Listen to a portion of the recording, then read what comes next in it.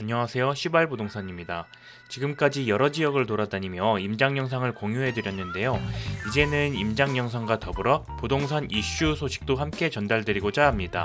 이번에 전달드릴 소식은 취득세 중과 폐지입니다. 정부에서 취득세 완화를 고려 중에 있다는 뉴스들이 현재 많이 보이고 있습니다. 부동산 관련 세금으로는 보유세, 양도세, 취득세 세 가지가 있습니다. 보유세와 양도세는 현재 일시적으로 완화가 되어 있는데요. 아직까지는 취득록세의 경우 완화가 되지 않은 상태입니다.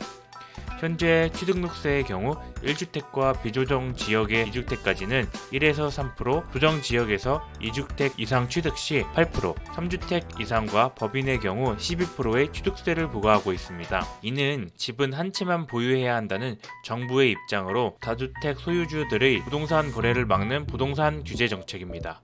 이전에는 금액에 따라서 1%, 2%, 3% 누진세율을 적용시킨 데 반해 현재의 경우 12%까지 세금을 적용시키고 있습니다.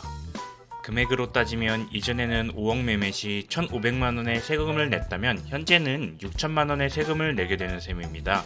지속적인 금리 인상과 집값 하락으로 정체되고 있는 지금과 같은 부동산 시장에선 이러한 취득세율 강화 정책은 부동산 침체를 부추기는 꼴이 되고 있습니다. 그렇기에 취득세 중과 폐지는 거래에 활력을 넣는 불쏘시개 역할을 할 것이라 생각됩니다.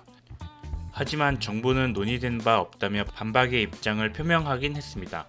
전례를 살펴보면 정책들이 발표가 나기 전 반박의 입장을 표명을 하긴 하지만 결론적으로는 이전의 기사들이 사실이었던 경우들이 많이 있습니다.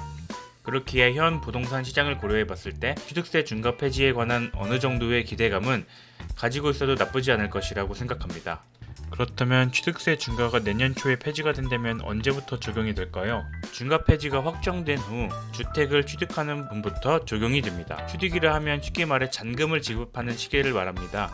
잔금을 지급 전 중과 폐지가 확정된다면 변경된 규정을 적용받지만 잔금을 지급 후에 중과 폐지가 확정된다면 중과된 세금을 부과하게 됩니다. 때문에 언론을 통해 취득세 중과 폐지 뉴스가 나오는 지금과 같은 시점에서는 잔금 시점을 최대한 뒤로 미루는 것이 좋지 않을까 생각합니다.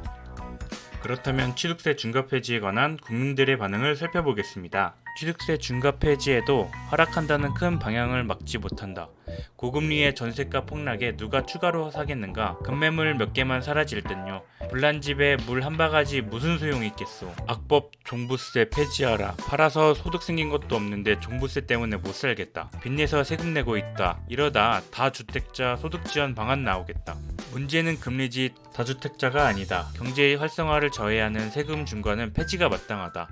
고금리 경제 침체기에 매매만 내도 어디냐. 파면 팔 듯 여유 있는 자는 사겠지. 이상으로 시발부동산이었습니다. 감사합니다.